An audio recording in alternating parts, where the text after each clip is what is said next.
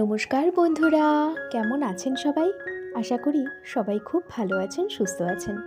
My sweet home ফ্যামিলির তরফ থেকে আমি মিলি আপনাদের সকলকে জানাই আরও একটি নতুন দিনের অনেক অনেক শুভেচ্ছা।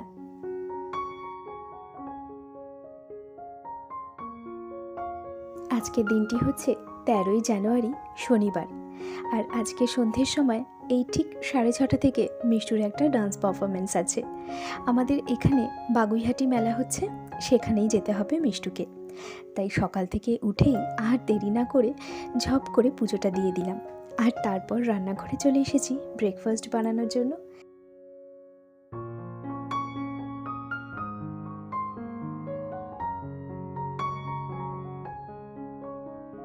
আজকে মিষ্টুর ইচ্ছে হয়েছে মাখন দিয়ে পাউরুটি খাবে।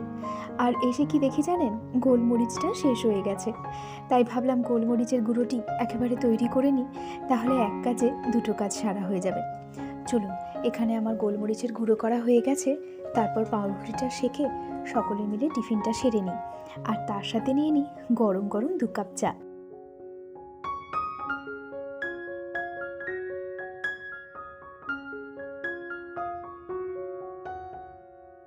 দেবাশিসের খুব একটা চা খাওয়ার নেশা নেই জানেন তো।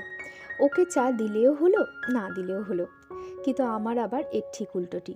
সকাল সকাল ঘুম থেকে উঠেই ফ্রেশ হওয়ার পর 1 কাপ চা চাই। আর না হলে না, মনে হয় সারা দিনের কাজ করার এনার্জিটাই আমি পেলাম না। সারা সপ্তাহ তো একা একাই চা খাই। আর সেই সময় আমার সঙ্গী হয় আমার পছন্দের গল্পের বইগুলো।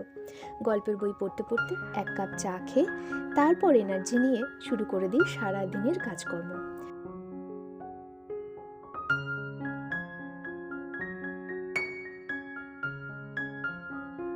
আগে যখন আমরা হাতিয়ার মিনুদির বাড়িতে ভাড়া থাকতাম, তখন আমাদের চায়ের আড্ডাটি জম্পেশ হতো জানেন তো। মিনুদি, দাদা এরা চা খেতে যেমন ভালোবাসে, তেমনি গল্প করে চায়ের আসর জমিয়েও তোলে। আর সেই আসরে সামিল থাকতো দেবাশিসও। ঠিক অফিস থেকে এসে হলেও একবারটি জিজ্ঞেস করতো, তোমাদের কি চা খাওয়া হয়ে গেছে? আর অফিসে বেরোনোর আগে তো অবশ্যই আমরা সবাই মিলে একসাথে চা খেতাম। তো চায়েরও যে প্রেমে পড়া যায়, আমি কিন্তু সেই থেকেই জানলাম।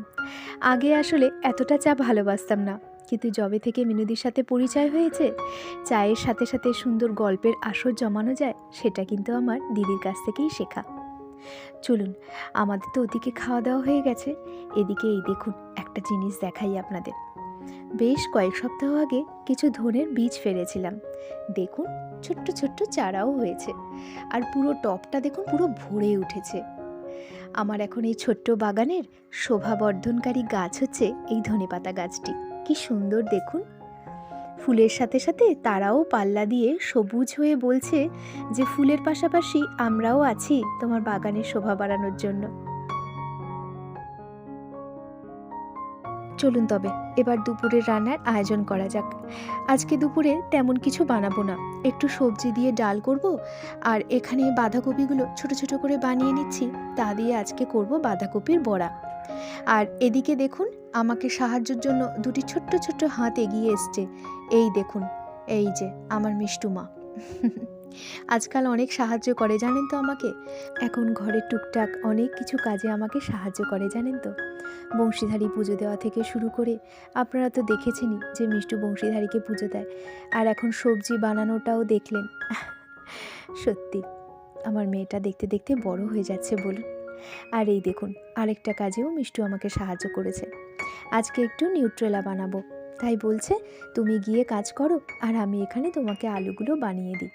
এই দেখুন কি কাণ্ড, ছোট ছোট করে নিউট্রেলার জন্য আলু বানিয়েছে। এই দেখুন,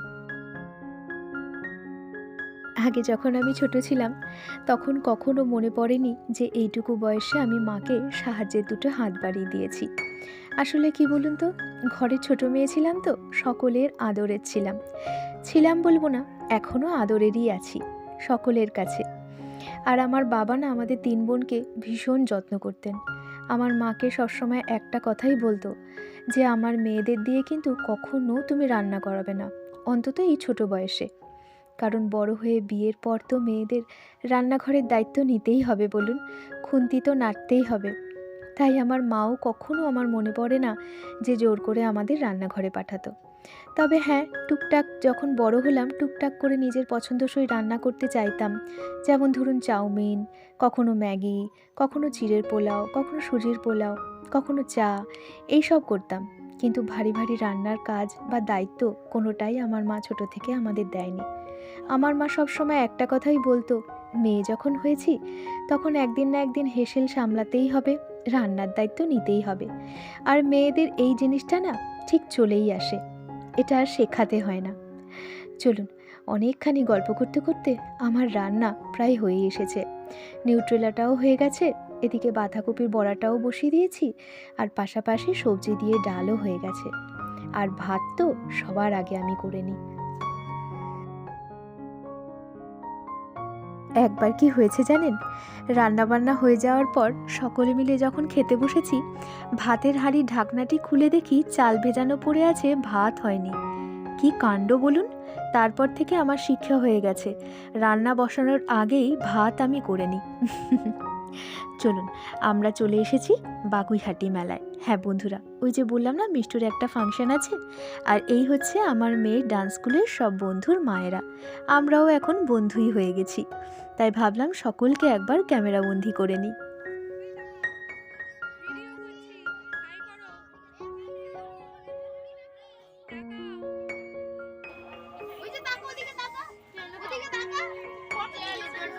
ভিডিও হচ্ছে, হাই করো।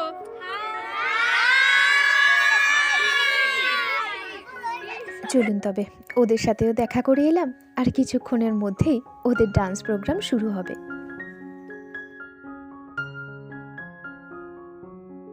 এই দেখুন বন্ধুরা, আমাদের অনুষ্ঠানটি শুরু হয়ে গেছে, একদম সময়ের মধ্যেই শুরু হয়েছে জানেন তো। আর প্রথমেই আমাদের ডান্স স্কুলের ম্যাম তার ছাত্রীদের সাথে একটা সুন্দর নৃত্য পরিবেশনা করলেন, আর তারপর একে একে চলছে পৌষ পার্বণের গানে সুন্দর সুন্দর পারফরমেন্স। খুব ভালো লাগছে জানেন তো।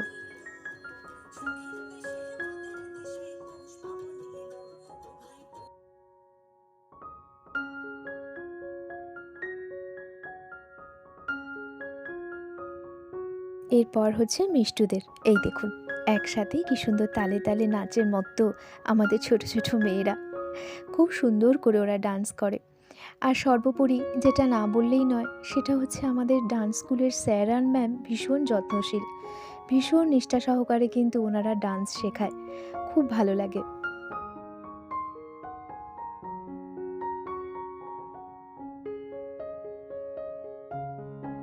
আর এই যে এখন যেই ডান্সটা দেখছেন না, এই ডান্সটা পুরোটাই কোরিওগ্রাফ করেছে আমাদের ডান্স স্কুলেরই ম্যামের মেয়ে, ছোট মেয়ে আর কি। এই দেখুন, এই যে একদম মধ্যিখানে যাকে দেখছেন, ওরই তোলানো এই ডান্সটা পুরোটাই।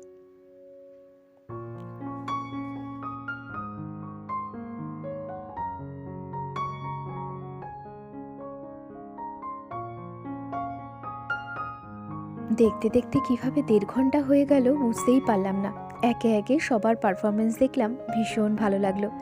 আর এই গানে নাচটি হয়েই আমাদের অনুষ্ঠানটি আজকের মতন সমাপ্ত। আর ডান্স শেষে ভাবছি একটু মেলাটা ঘুরেও নেব, এসে আর একবারও উঠিনি জানেন তো, এত ঠান্ডা, এক জায়গায় যে বসেছি আর উঠতে ইচ্ছা করছে না। তবে হ্যাঁ, মেয়ের ডান্স হয়ে গেলে একবারটি ওকে মেলায় ঘুরিয়ে আনবো।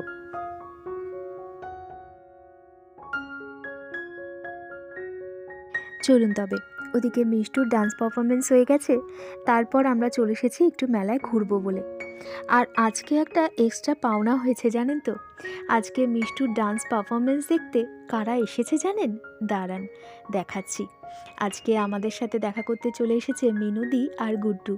শুধু একবার ফোন করে বলেছি জানেন তো, যে মিনুদি আজকে মিষ্টুর একটা পারফরমেন্স আছে, আর অমনি দিদি এসে হাজির।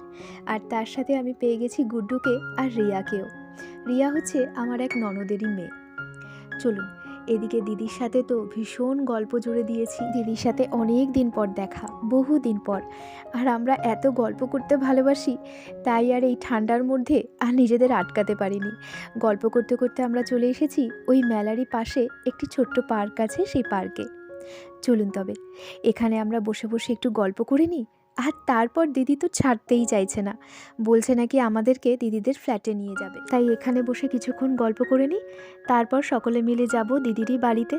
ওখান থেকে চাটা খেয়ে আরেকটু গল্প করে ফিরবো আবার নিজের বাড়িতে।